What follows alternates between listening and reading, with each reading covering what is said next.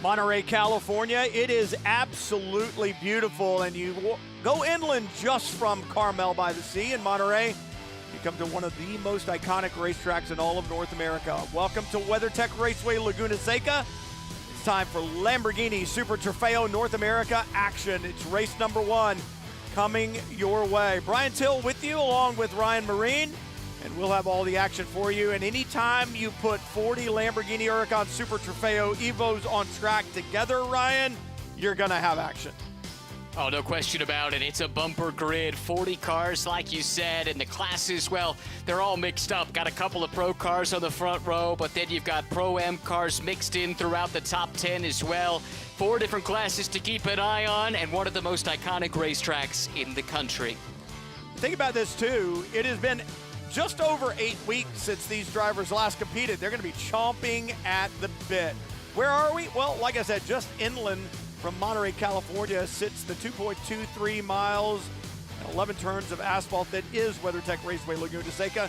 This facility been here since 1957, and it's got some great names. The Andretti Hairpin, Ray Hall Straight, Rainy Curves. Turn 2, you can get some passing done. Turn 6, maybe the most daunting corner on the racetrack.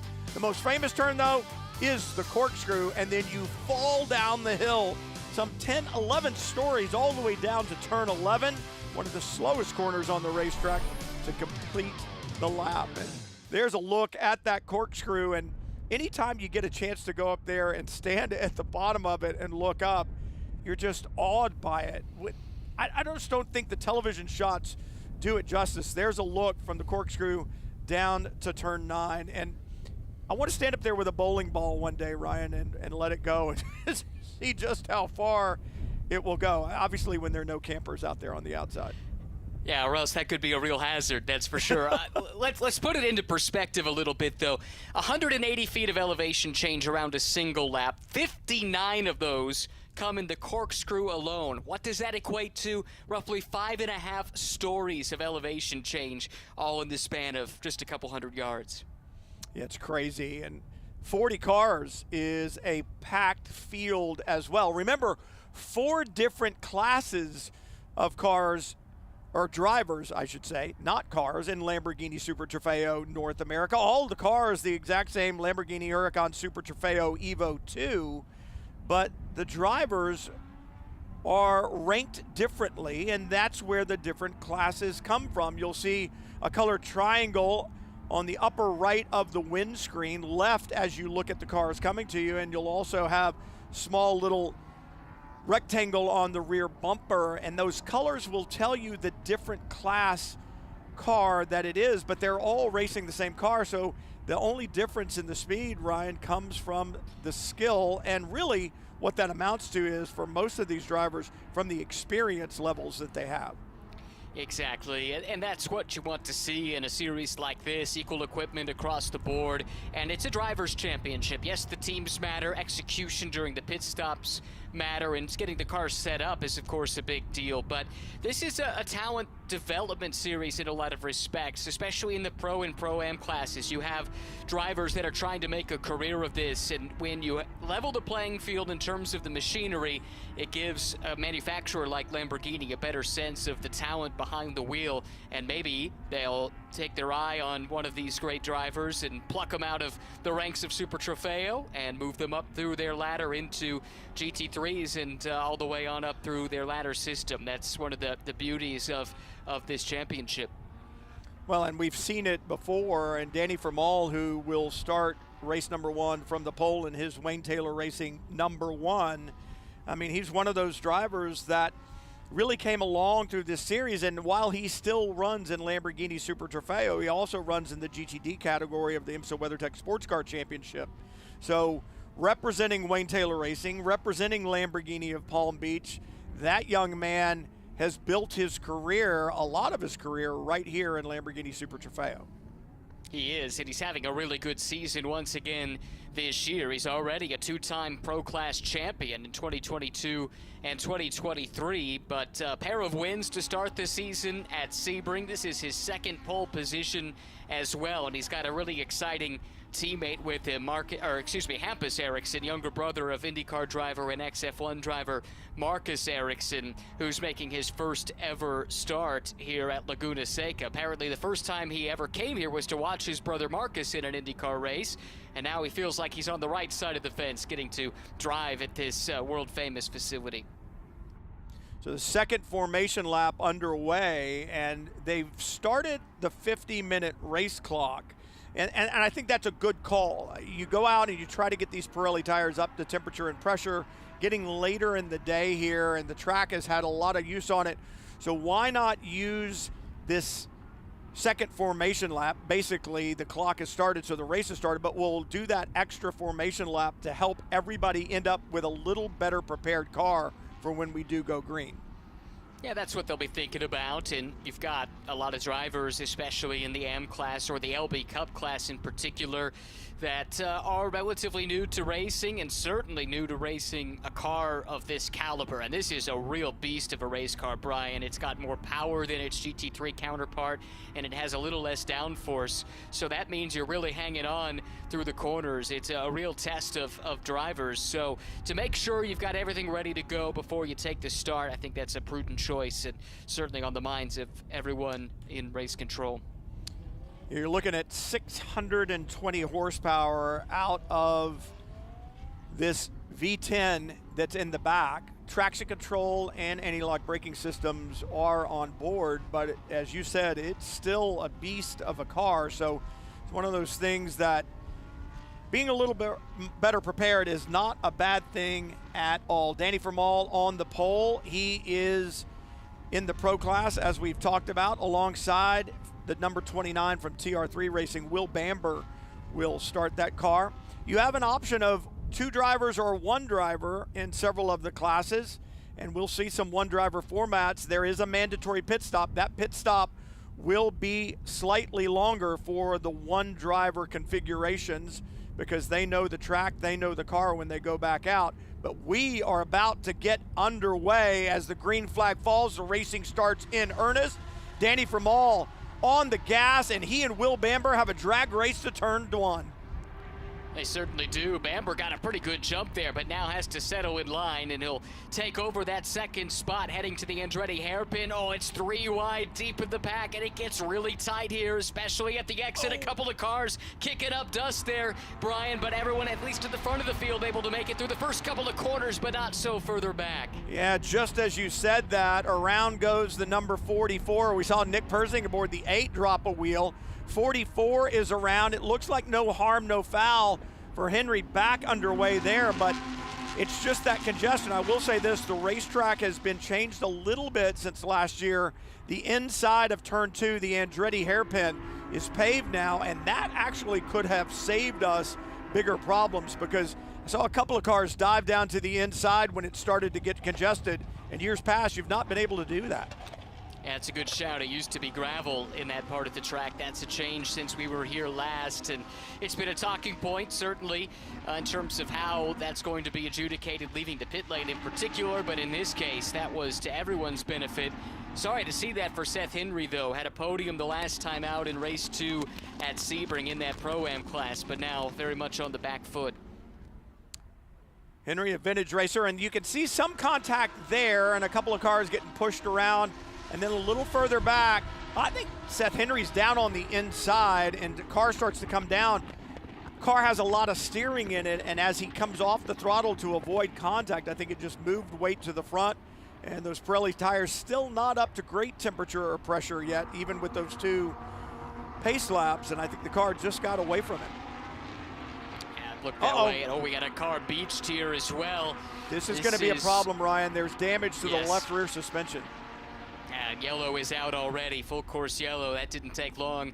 That car clearly was not going to extricate itself, even if it weren't for the damage. I think it was pretty well stuck in the sand there, and that breaks off a frantic start to this race. Danny Formal able to hang on to the lead from pole position, but it's been quite a race behind him. So we talk about the pit stop while we're under yellow and the field gets gathered back up. The pit stop comes in a 10-minute window. This is a 50-minute race, so basically halfway is 25 minutes. So anywhere between 20 minutes and 30 minutes into the race, the pit window will open. Damage to the number 47. That is the Pro Class entry out of Precision Performance Motorsports, Lamborghini Palm Beach on the side. Brian Ortiz, Dominic Starkweather, the two drivers there, and they've gone to work on the right rear, and you can see that damage just in front of the right rear wheel. Yeah, that's really a shame. That could be, well, certainly has them in a position where they're going to have a hard time getting a result. And for Dominic Starkweather, this has been he's been busy since we saw him last on track. Recently got married to his longtime partner Danielle, so congratulations to him for that. And also brought on a new partner, QXO, new partner on the side of that car. Actually, QXO recently acquired the previous sponsor, Beacon Building Products, and they were certainly hoping to have a good showing for them. Well, this is interesting. I believe that was the 44 with the damage, and that was Seth Henry, who we saw around in the Andretti hairpin. And now another problem. This is the 25, and you don't see very many mechanical issues in this series. These cars are so robust and so dependable, but this looks like some type of a mechanical issue. Is that car up against the wall coming onto the front straightaway? This should be an easy removal for the 25, the Alliance Racing Lamborghini Naples entry, but disappointing nonetheless. It'd be interesting to find out what that problem is, because as I said, typically you don't see issues like that. Andre Largatixa behind the wheel, who ran the final two races in Jerez, Spain last year with a third and second place finish, so certainly talent there. And yeah, that's the 44 that we saw earlier, Ryan, that seemed to have the spin there in the Andretti hairpin on the opening lap, and he drove away, but perhaps that damage just a little bit more than we could tell, and when he got to turn 4, the left rear gave away. I guess so. That is odd, to say the least. But that car being extricated from the gravel trap now, driver coming out of the car, and that's a tough one. You come all this way and don't even get through the first lap of the race. I guess the good news is it's a doubleheader. Race again tomorrow. Another car with damage. Yeah, car 69. That's Tony McIntosh. That's a pretty decent level of damage, I would say. It looks like perhaps things got checked up in front of him, and he got heavily into the back of someone. Not sure who it is. Could it have been? I'll have to look back through the grid and go, where was he in relation to the 44? Yeah. That's a good question. This is the car that won the season opener from pole in the Pro-Am class at Sebring. Didn't finish race 2 there, but still came in second in points. Still early in the season, of course. I don't see him being involved with the 44, because on the grid he was several rows in front, was Anthony McIntosh. And as you said, you know, good Sebring for sure with that win in the first round, 8th in the second race. And remember, he won the AM championship in 2023 and 24. Let's see if we can see what happened.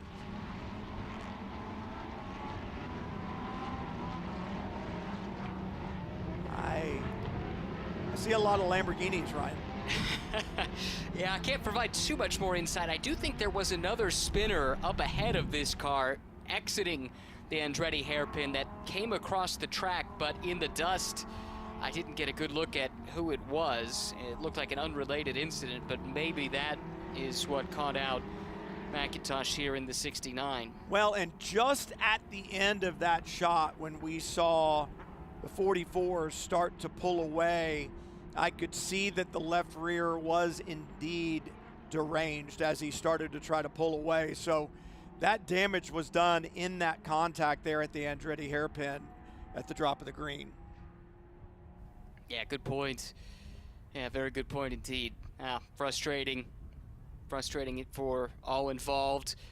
breaks off a good battle that we had shaping up at the front, and this is also chewing into this race. We lost a chunk of it, of course, with that second formation lap, and now we're working the 5th lap of the race, and a significant portion of it has already been behind the safety car, which means we're inching closer to that pit window that you talked about a little bit earlier on, Brian. And you mentioned the fact that if you're a single driver lineup, you have a slightly longer pit stop. Here at Laguna Seca, for 2 driver lineups, it's an 84-second minimum time spent in the pit lane. It's an 87-second minimum time for the solo lineups.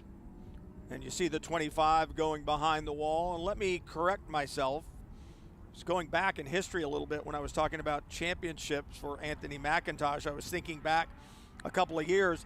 Hankook tires on the Lamborghini Super Trofeos, that new tire supplier last year. So I kind of reached back in history a little bit, so my apologies there. It happens. A lot to keep track of. I think we've all been there, anyone who's done this gig a time or two.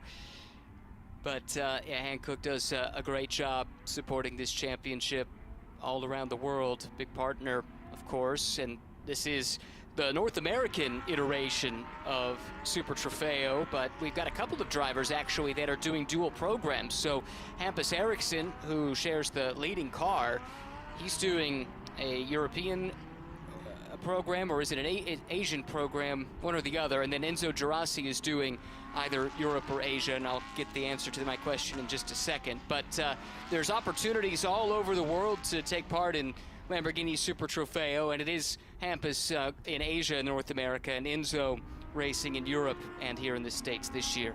I believe Enzo may have won the opening round of the European Championship. I know he was up there for sure, but yeah, like you say, it is a worldwide series, and there is so much attention brought to the brand, and of course that's what you want as a manufacturer like Lamborghini. You want that attention to this incredibly high performance, beautiful sports car. Say the name Lamborghini to someone who's not even a car fan, they know what it is.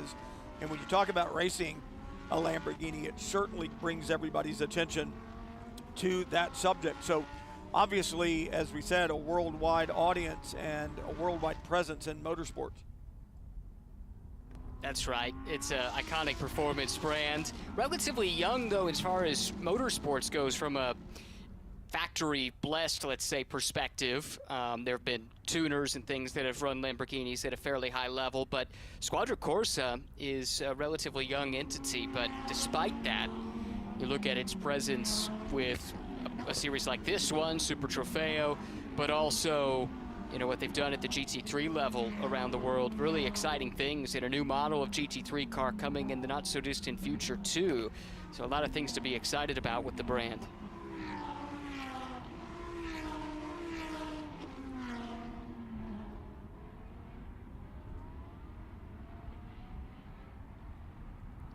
Looks like we should be inching closer to a restart.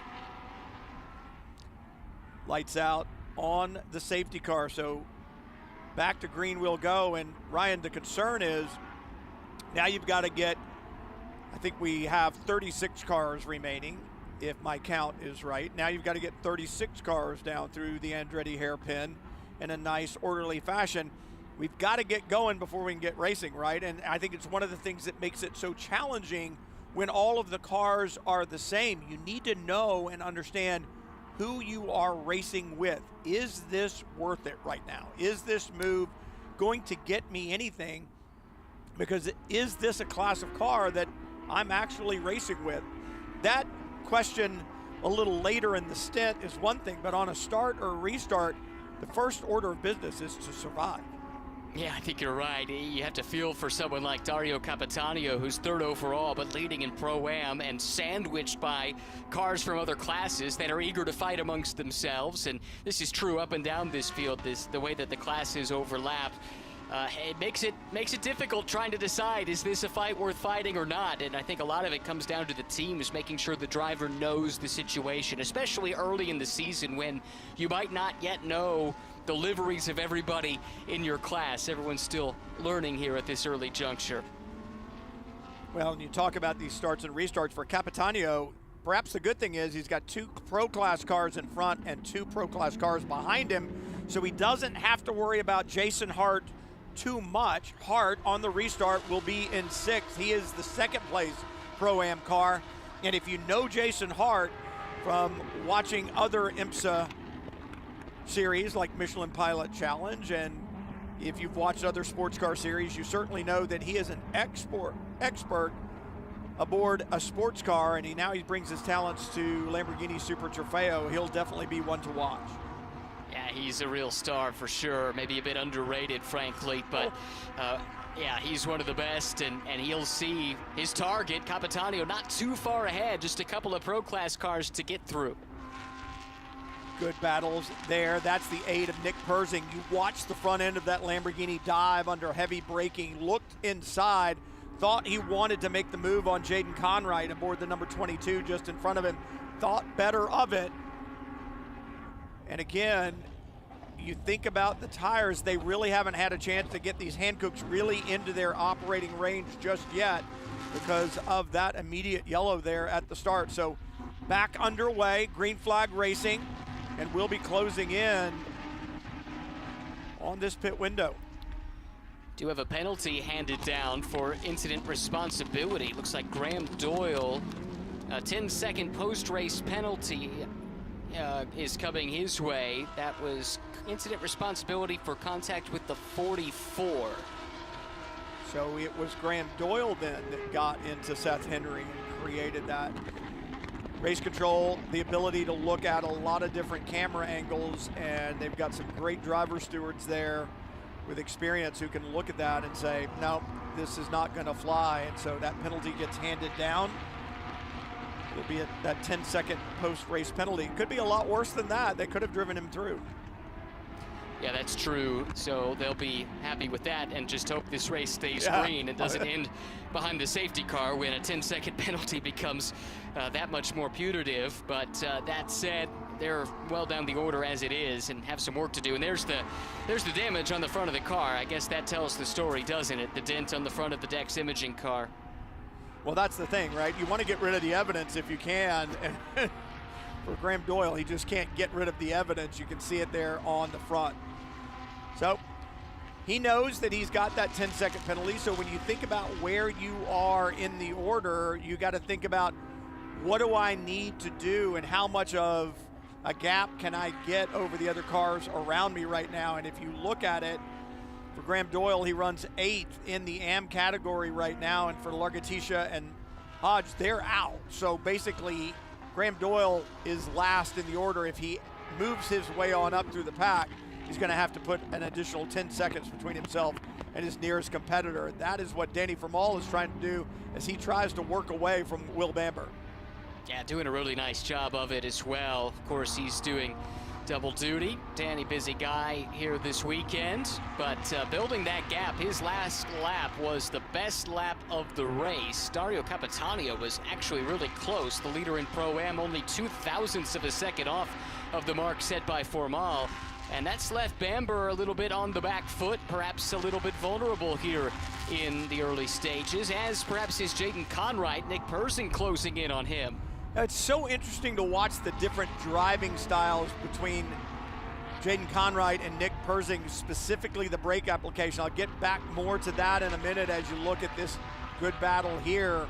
Rocky Bulldog in there as well as the 46, and they're having a great go through all these different classes. And again, it's one of the things that makes Lamborghini Super Trofeo so exciting. So there's Persing with a slide off the corner. I believe that's Persing up to the inside, looks down the inside, and is gonna get it done. And what I was talking about as far as the brake application, when I watched Jaden Conwright brake and I watched Nick Persing brake, it seemed like to me, Ryan, there was almost an explosion into the brake pedal for Persing. The front end of the car dove aggressively and almost instantly. And for Jaden Conwright, it looked like a much more progressive brake application. I'm not saying which one's right, which one's wrong, but just the attitude and the body language of the car, you could tell that the inputs were different. I'll tell you, they've done lap times that are nearly identical, just their best lap times of this race, only 0.03 of a second off of each other, so maybe two different approaches, but a very similar end result, which is interesting to see. Yeah. Jason Hart above the on board the 67, trying to move his way forward. He runs 6 right now, and the pit window is open. Is someone off? I can't tell. I know they dropped a wheel. I think that was Rocky Bulldog that maybe, looks like the 99 is the car that dropped the wheel. And indeed, that is Bulldog. Let's see, how does this happen? He had been having a good run, a good battle with the 66. Looks down inside, gets in the throttle, and we've seen that before, Ryan. As you come out of the Andretti hairpin, there's that little kink back to the right, and it looked like that car on the outside starts to kind of move over, and the car on the inside lifts and tightens hands just a little bit to avoid impact, let's say, and when you do, it bites you. Yeah, whatever the cause was, that was a wild ride. Pretty good save, all things considered, for Rocky, and he's able to keep on going in the race, and the pit lane is getting busy. This is the second time of asking, so we already had one tranche of cars come in on the previous lap. As you can see, it's a busy pit lane, and now a lot of the other front runners will be coming in and making their stops here in the early edges of this pit window. Yeah, busy pit lane, no fueling, no tires. Unless you had some type of a problem, you will see crew members potentially come out and lower the pressure of these hand coupe tires. You want them in a perfect operating zone, and that pressure affects the sidewall of the tire just like a spring rate. So it's not at all uncommon to see pressures being lowered from time to time. Danny Formal stays out, and why would you not, Ryan, right? You're building a larger lead, and that might give you a little bit more cushion on that pit stop. Yeah, I think that's the thought here. I guess the risk is, should a yellow come out, those behind you have made pit stops, and there's a chance then that you would get shuffled back when everybody bunches back up. But if it stays green, then this is a good opportunity here for guys with some pace. Formal, Capitano, they've got the fastest laps in their respective classes. Hart is running laps very similar to them. They're going to stay out and try and maximize that lap time without traffic around them, and then hopefully that pans out to a bigger gap once everything cycles through. So Formal having a good run, then Conwright being shown in second and pro right now. But as we said, pit stops happening. Conwright, one of those cars on pit lane. And it always gets mixed up around this point in time. And you think about the lap times that are being put in.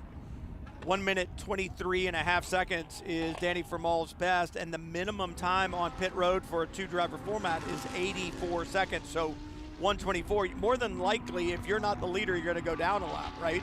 So yeah, things really get cycled through and turned around until everyone has pitted, and you get a better idea of who did what.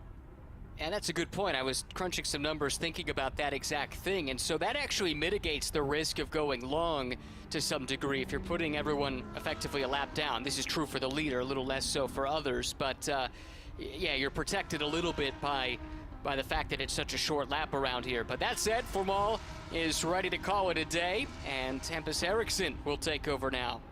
How impressive was Hampus Eriksson on debut at Sebring? This driver duo on the pole for both races, won both races, and obviously the Wayne Taylor Racing program with Lamborghini of Palm Beach on board is a stellar program, and the number of wins that they have racked up in Lamborghini Super Trofeo North America, they've got a trophy case full, but you still have to step in and do the job, and Hampus Eriksson did exactly that.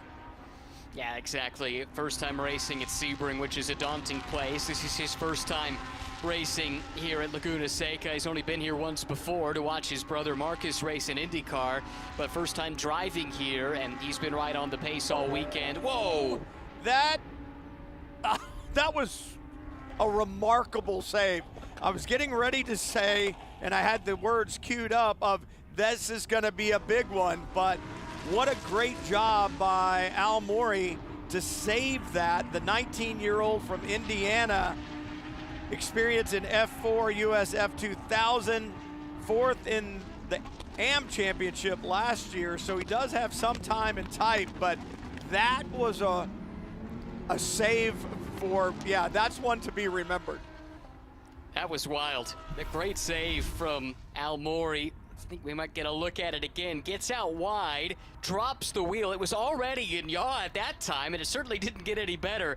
Boy, somehow he was able to hang on. Not bad from the guy from Fortville, Indiana, just down the road from where I live. Well, this was the big one. He was off there, and I'm wondering if those dirty hand-cooked tires had something to do with dropping the wheel there in 6.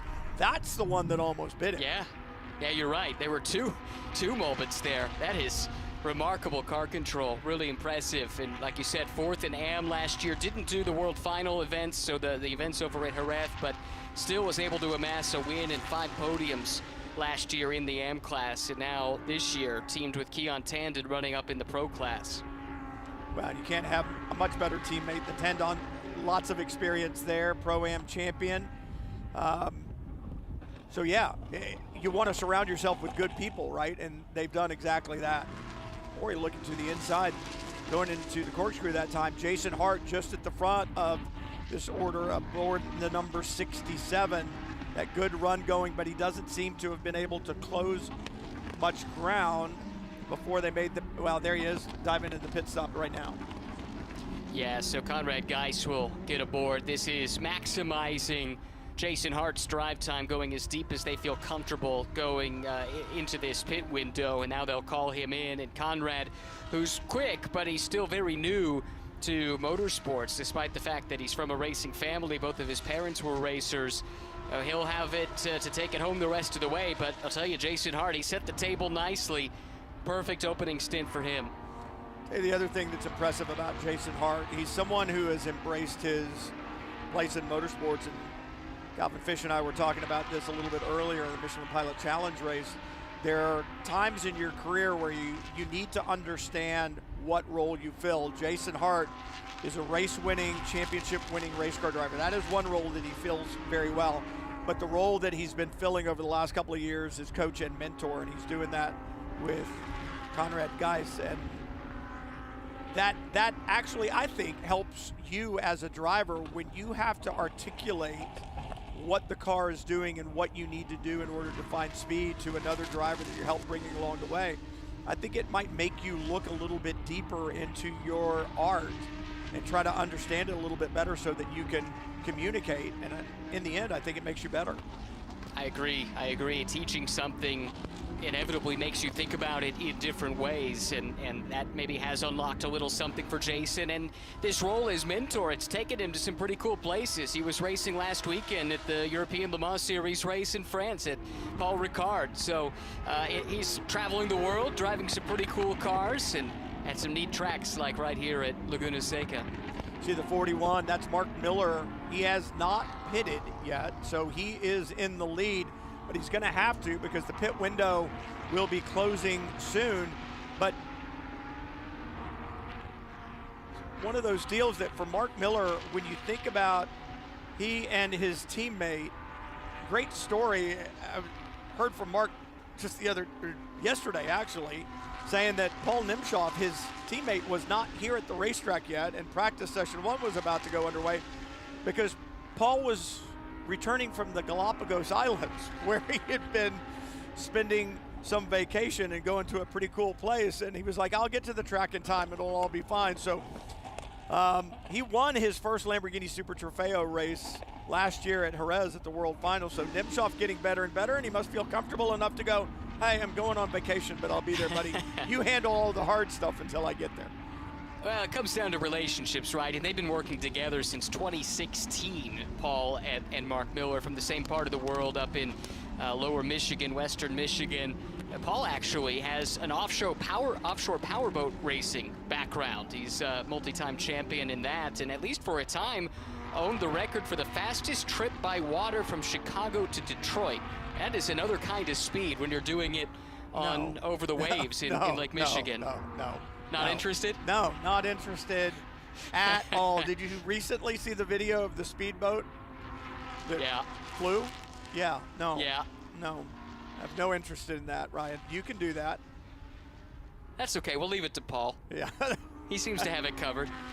Speaking of having it covered, Hampus Eriksson behind the wheel of the number 1 from Wayne Taylor Racing should take over the lead as he comes back by. You can't give it to him just yet. Pit window now is closed, and it looks like on my timing and scoring screen, everyone has served their obligatory stop.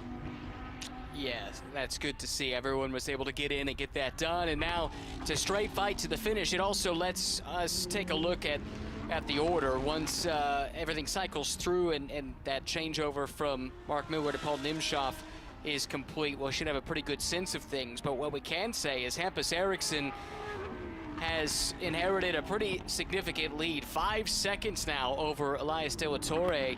This is how they finished in Sebring in both races. These cars first and second in this order. I think the TR3 team's probably a bit tired of finishing second to the number 1 from Wayne Taylor Racing at this stage. Well, they've got a ways to go. 12 races in the championship, right? And true. I think Elias De La Torre, another one of those young drivers who has opted, and you alluded to this earlier, to use Lamborghini Super Trofeo as a springboard for their career. It used to be that everybody, and I'm still sure it's this way to some extent, every young driver wants to find themselves in an IndyCar or Formula One. And the fact of the matter is that universe exists on the head of a pin, and sports car racing has become more and more throughout the last decade or so. I think a place for drivers to go, you know what, I want to find a home here. I can make a career here in sports car racing. And consequently, you're seeing a lot of those drivers make that decision at a young age. And at 19 years old, you look at Elias De La Torre, the 19-year-old from Florida, he's done just that. Yeah, he certainly has. Really doing a nice job as he makes his way in motorsports. This was a few laps ago. Jim Hepworth in the Rafa Racing car. Whoa. Oh, that's some good car control as well. It's been on display here today, Brian. Think about it. This racetrack has seen a lot of action throughout the day, and he gets in there, and same kind of deal. I think he's there at the apex, Ryan, and all of a sudden the car in front of him has a little bit of an issue, and he has to check up. He has to back off the throttle or maybe even touch the brakes. But the car's got a lot of cornering load in it. And when you do that, the car's going to get upset. We saw him chase that down, stayed with it, didn't give up on it, left the racetrack. But in the end, I'll take some dirty hand-cooked tires and loss of a few seconds as long as I still have a good Lamborghini underneath me. Yeah, Jim did a really good job. She comes in with a great resume. Racing over in Europe, came through some single make racing and then did GT4 European Series, got hooked up with this Rafa Racing team, and it's an exciting lineup with Hepworth and Lindsey Brewer. A little excitement there in the 47. They've kind of been in the wars today. That little drop of a wheel there at the exit of the Andretti hairpin. Again, no harm, no foul, but it is one of the good things about this racetrack, I think, Ryan, is walls have been moved over the years and they're a little bit further back off the racing surface than they were back in the day in the early 90s when I raced here in several of the corners, and I think that leads to fewer cars finding hard things to hit. Not that it doesn't happen, but good to see Dominic Starkweather back on track after the problems they had at the start. Yeah, that's really a frustrating start to their weekend, but back on track now, at least logging some laps. They're down 2 laps from the leader, but this is important. Seat time, track time, testing, however you want to look at it, in preparation for another race tomorrow. Some traffic to deal with, we saw a moment ago, for the overall leader, Hampus Eriksson, but our Pro-Am battle is a good one. Nimshoff inherited the lead. Great overcut strategy there by Flying Lizard with Mark Miller, but Nimshoff has been caught by Conrad Geis. This is the battle for the class lead, Brian. Yeah, Conrad Geis has climbed onto that rear wing of Nimshoff in front, and Nimshoff's going to kind of have to get the spurs on and ride this bull, spur it on, and see if he can move away, because the youngster just behind is not letting him go. And we were talking about Jason Hart earlier, and you got to believe Jason Hart's on the radio down there going, all right, think about this, think about this. probe here, look here. He's got his coach, he's got his mentor in his ear, and for Conrad Geis, he's got a good car underneath him as well.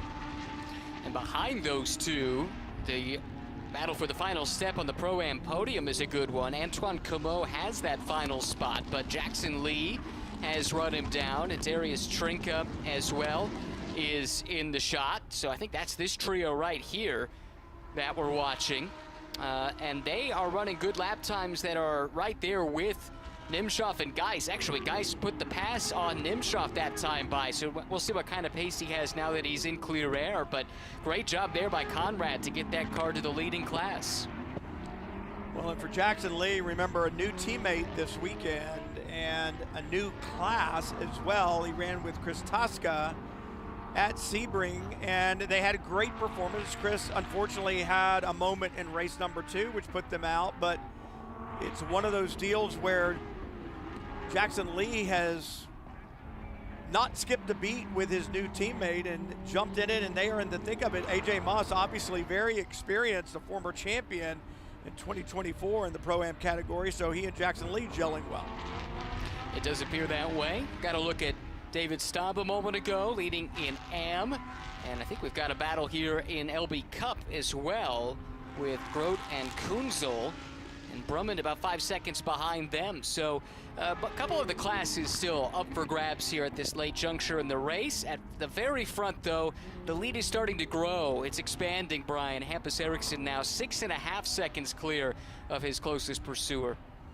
And I think this is that point in a race where you kind of get into the danger zone, Ryan. And what I mean by that is, with the lead building and building and building, you cannot lose focus on what it is that you're doing. You're not being pressed. And at times, that lack of pressure can let your mind wander. And trust me, with 600 plus horsepower underneath your right foot and this racetrack that you're riding on, you cannot lose focus. You can't afford to, not at these speeds, not with a car like this underneath you. And so that lead gets a little bit big. You need to make sure somebody's on the radio in your ear getting you to focus the entire time.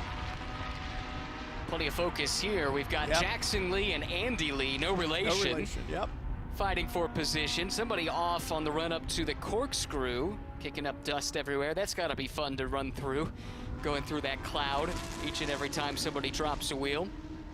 Yeah, and the problem if you're turning in turn 6 and you just see that cloud of dust through the corner, it's like, what do? Do you lift? You can't lift in the middle of the corner or that'll bite you in a heartbeat. Oh, little contact, a little push and shove there just on the way in. And it's the 68 that ends up dropping the wheel and going off at the exit. I think that's Cameron Lawrence and Scott Huffaker fighting for position. Cameron's certainly one of the two cars. He's the one that dropped the wheel ultimately.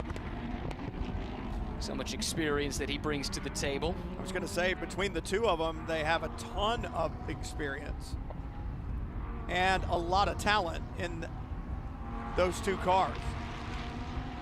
But Cameron Lawrence, another one of those drivers that has been known over the last several years, multi-time Trans Am champion, race-winning driver, and he too has kind of embraced the coaching aspect and helping other drivers. I won't say helping young drivers because Cameron's a young driver, right? But one of those guys that you turn to if you need some help.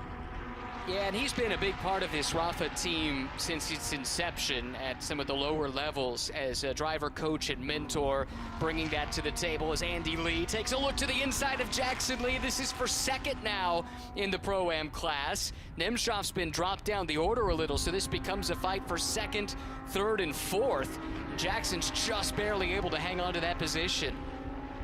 Understand some penalties going to be coming up. Short pit stops for the 4. As well as the number 66. So those are going to be time penalties that are applied at the end of the race, and now a problem for the 65 on track. And that's Ray Shahi, who's gone around and has to back up here. That can't be comfortable, knowing that there could be cars coming through. Hard to be patient in this situation, but that's what's required. Does get out of that situation, though, and we'll return right to this gaggle. This battle continues. Andy Lee heaping the pressure on Jackson Lee right now. And this is a good test for a driver early in his career like Jackson up against a veteran like Andy. What's the traffic in front going to do to this battle? Can Andy Lee use it? Can Jackson use it? And now they go squeezing down to the apex. Andy Lee gets the position. Jackson drops back one position.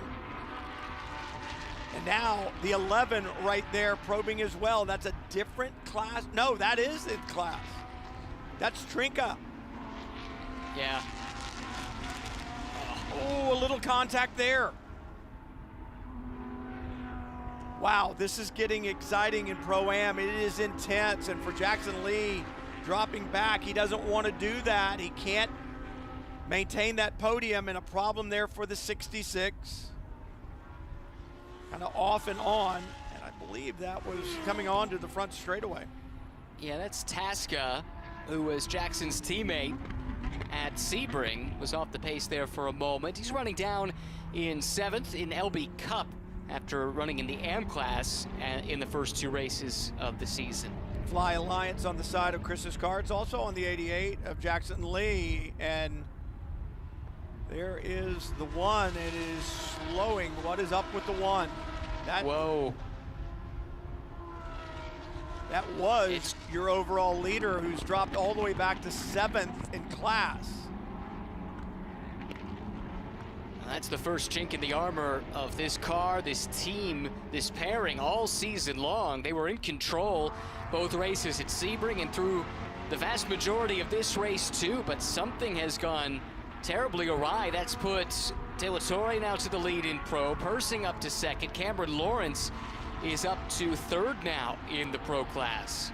The perfect season after the first race weekend has gone away for the 1. Obviously, victory is going to slip out of their hands. Started on pole, dropped to 7th. And that is going to be huge.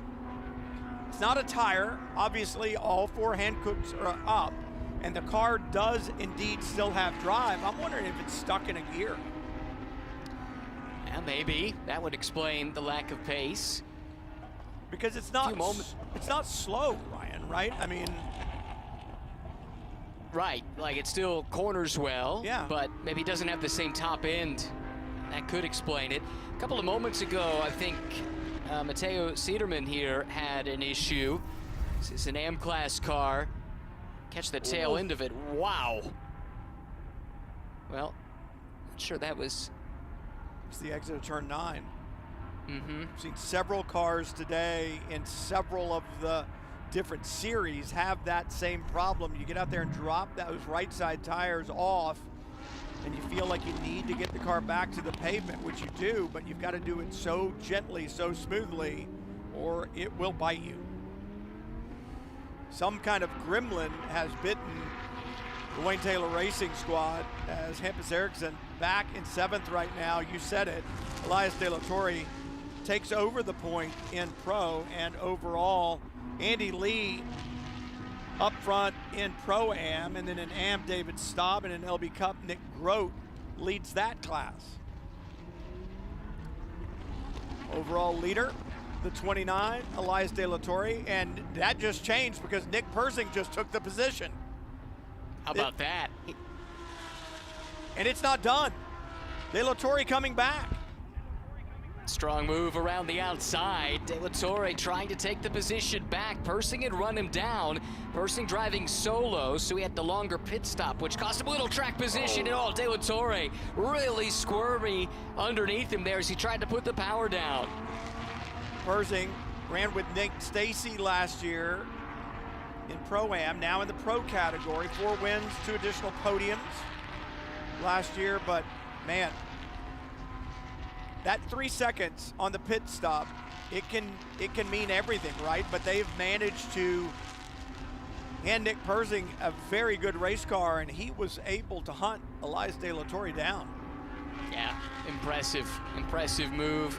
And then confident under braking as well into the Andretti hairpin to make sure he consolidated that position. This would be a fantastic result for Nick. Hate for the team to see their championship leading car have issues, but Nick's right there to pick up the pieces. Absolutely. And it's why you race, right? It's never over until it's over. And so Persing out in front. And as we said, Andy Lee in the unicorn car, the 14, not a good Sebring at all. In fact, they didn't make the race after a problem for Slade Stewart. And now back with a vengeance. There's no better way to return to the racetrack than to run up front and win your class.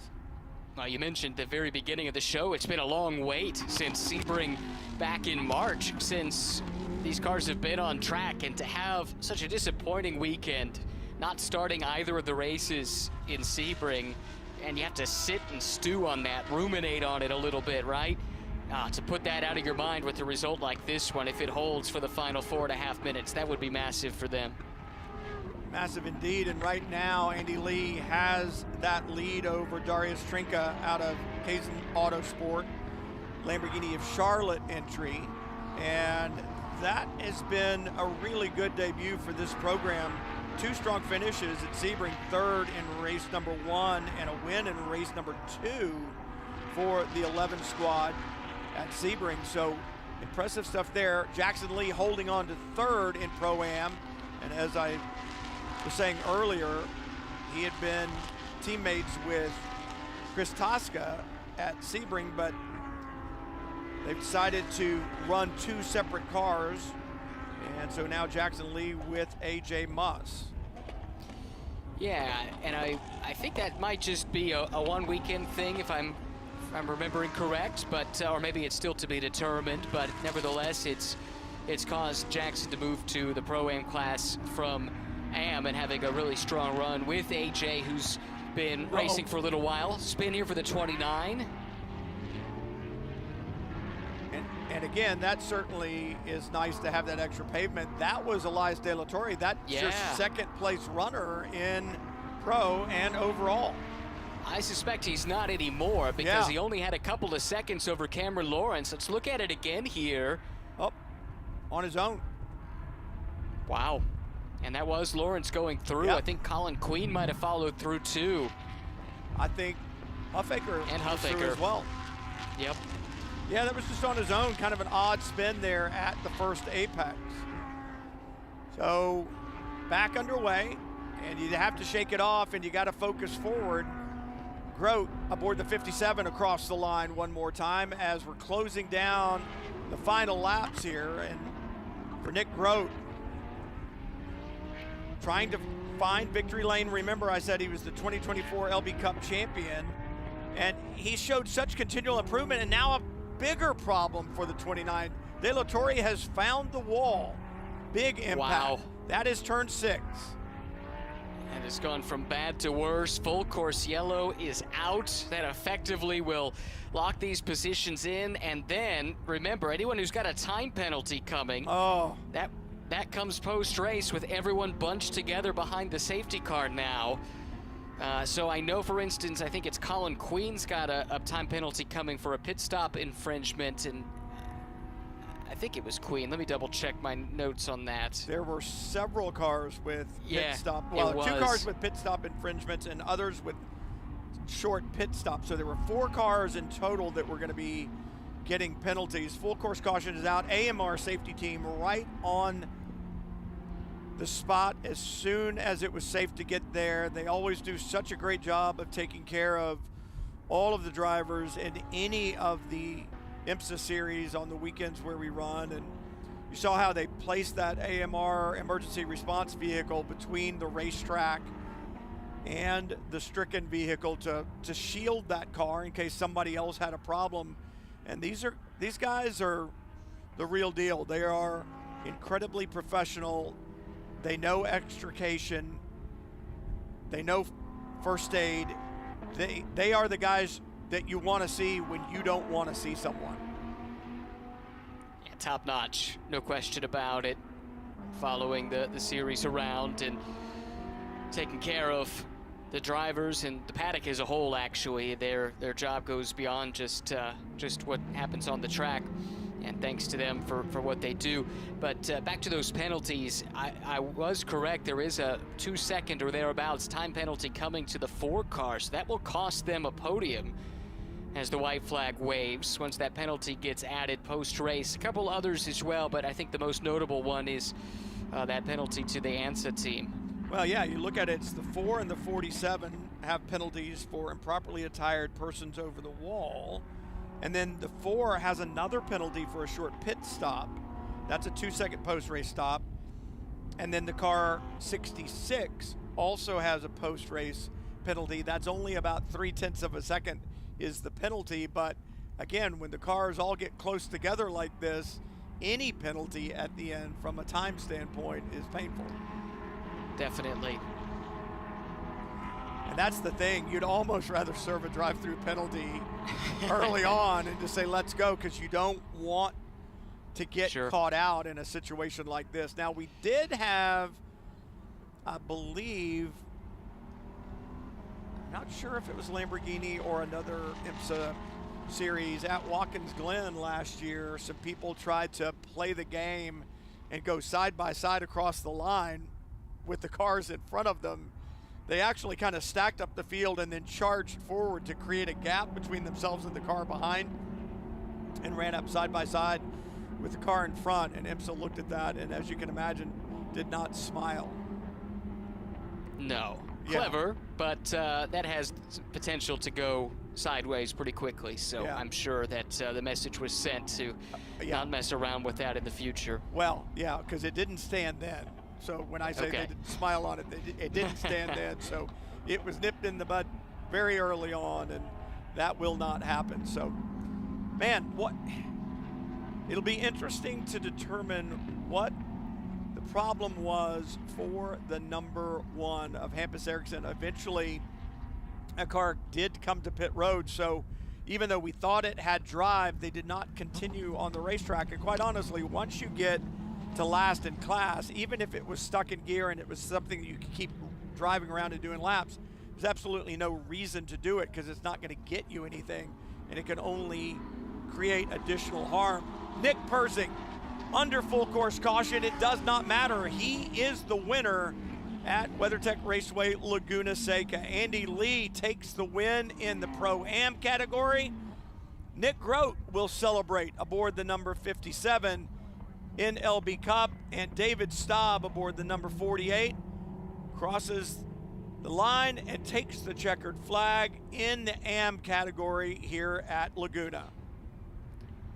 Couple of noteworthy results for Grote. That's his 3rd straight win, so he's the only one that's undefeated on the season. David Staub was 2nd in both races at Sebring, so does one better in the race here to get his first victory of the year.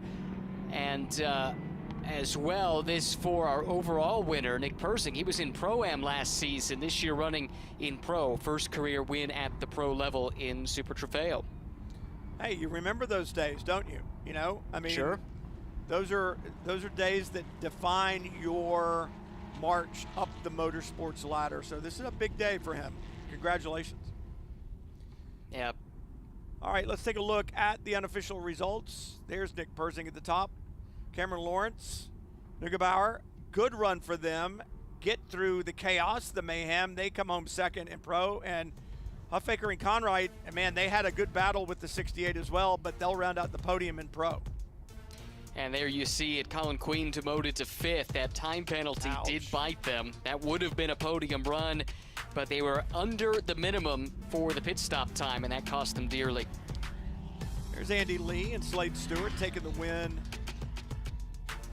in the Pro-Am category, so congratulations to them. And just looking through the rest of the order, David Staub with his win, and then on to the rest of the categories there. It was a bit wild at times, Ryan. It was. It was right off the bat. That first lap, we had all kinds of chaos erupting, and we had it sporadically throughout the race. But we also had a good bit of racing to watch and to salivate over. Really exciting stuff, and I think we're left wanting a little bit more. The good news is we get more. I was going to say. We have to wait a day. Yeah. You get what you will wish for. 39 cars took the green flag. I wish I could say that all of them finished. We know that was not the case, and probably the most shocking one was the number 1 there being shown there in the 33rd position. That was Hampus Eriksson and Danny Vermael. starting from the pole, but then with their problem. What are you looking for tomorrow, Ryan?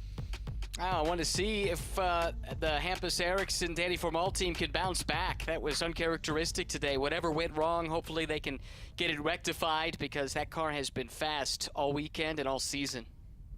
Yeah, absolutely. So we've got another one coming tomorrow. It's round number 2 of the weekend and round number 4 of the season. Remember, 12 events in Lamborghini Super Trofeo North America to claim the champions in the 4 different classes. 39 cars took the green today. Look for the same tomorrow, and that is 4 different classes of action with Lamborghini Super Trofeo North America. For Ryan Marine, I'm Brian Till. We'll see you tomorrow right here at beautiful WeatherTech Raceway, Laguna Seca. So long, everyone.